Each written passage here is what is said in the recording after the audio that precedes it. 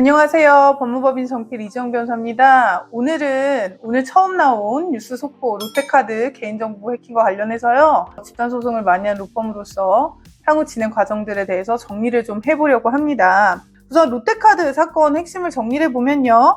롯데카드는 8월 14일에서 15일경 온라인 결제 서버를 노린 해킹 정황이 있었고요. 결국 8월 30일에서야 이를 그러니까 15일 정도 지나서 인지한 후에 9월 1일 금융당국에 신고를 했다고 합니다. 유출 정황으로 파악된 데이터는 약 1.7GB 규모라고 하고요.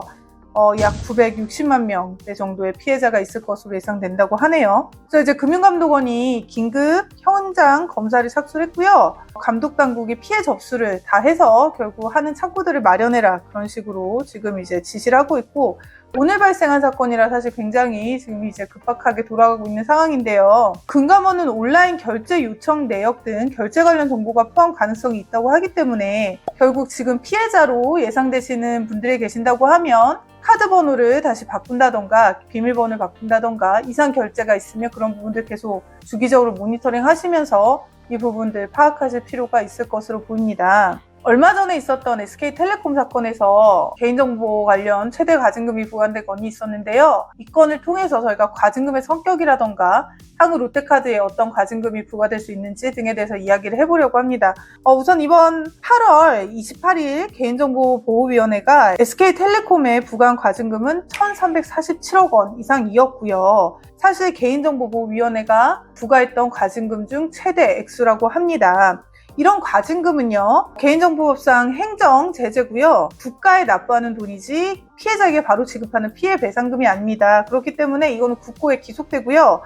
이 SKT의 제재 사유는 안전조치 의무 위반을 했고 유출 통지 방지가 안 됐다, 이런 부분인 것 같은데요. 결국은 이런 과징금은 국가 제재이기 때문에 결국 본인이 피해를 입으셨다고 하시는 분들은 손해배상을 별도로 민사로 해야 되는 겁니다. 그럼 이제 향후 진행 방향이 어떻게 될 것이냐, 이 피해 보상에 대해서라고 얘기해보면요.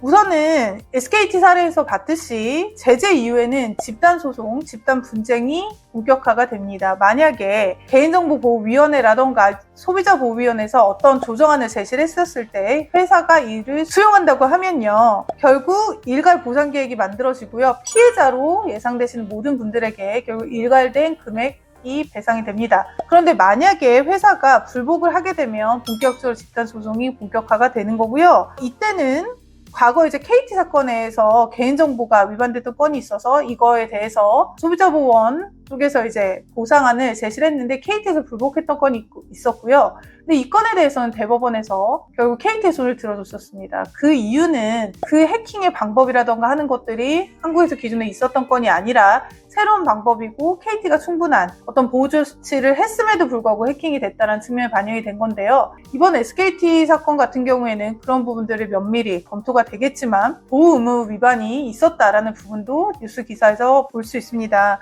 그래서 결국은 이런 투택으로 갔을 때는 저희 같은 법인과 함께 집단소송을 준비하시는 거고요. 또 하나는 지금 롯데카드나 SKT에서 선택할 수 있는 게 과징금에 대한 행정소송입니다. 결국 의결서를 수령한 후에 90일 이내에 이 과징금 거의 1,400억 원에 가까운 금액이기 때문에 이에 대해서 불복을 하게 되면 행정소송으로 가시게 되는 거고요. 이렇게 됐을 때 결국 민간의 어떤 비난이 어쩔 수 없이 있을 수밖에 없겠죠. 다툼을 한다는 것 자체가 본인들의 마치 잘못을 인정하지 않는 것처럼 볼 수가 있으니까요. 이에 대한 부분은 저희가 향후 잘 지켜봐야 될 것 같습니다.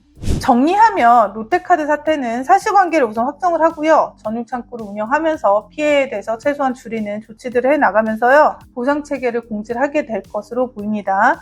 이런 조정안을 수용하는지에 따라서 결국 일반 보상이 될 것이냐 아니면 집단소송으로 번질 것이냐가 결정된다고 볼 수 있고요. 이거를 보시는 저희 유튜브 구독자분들께서도 결국 본인 정보나 이런 부분을 잘 활용하시면서 혹시 도움이 필요하시다면 저희 법인으로 전화 주시면 될 것 같습니다. 네, 감사합니다.